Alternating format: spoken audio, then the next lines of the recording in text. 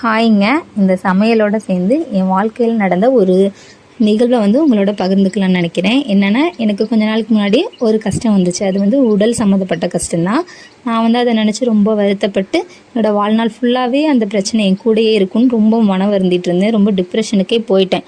ஆனால் அதுலேருந்து கொஞ்ச நாளில் நான் ரெக்கவரி ஆகி வெளியே வந்துட்டேன். அதுக்கப்புறம் தான் எனக்கு புரியுது, எல்லாமே நமக்கு நிலையானது கிடையாது. மகிழ்ச்சியாக இருக்கட்டும், துன்பமாக இருக்கட்டும், எதுவுமே நமக்கு நிலையானது கிடையாது. காலநிலை எப்படி மாறுதோ அதே மாதிரி நமக்கு இன்பம் துன்பம் அப்படிங்கிறது மாறிக்கிட்டே தான் இருக்கும்.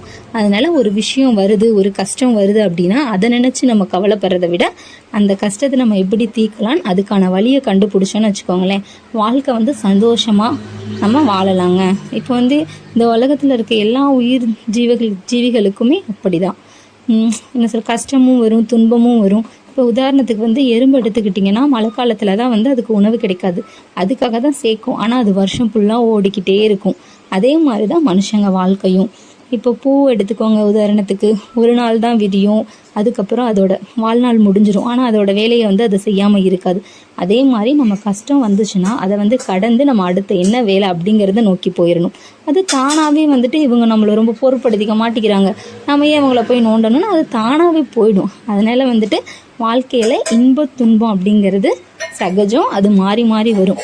மகிழ்ச்சியை மகிழ்ச்சியாகவும் எடுத்துக்கணும், துன்பத்தை துன்பமாக எடுத்துக்கிட்டு வாழ்க்கையை சந்தோஷமாக வாழணும்.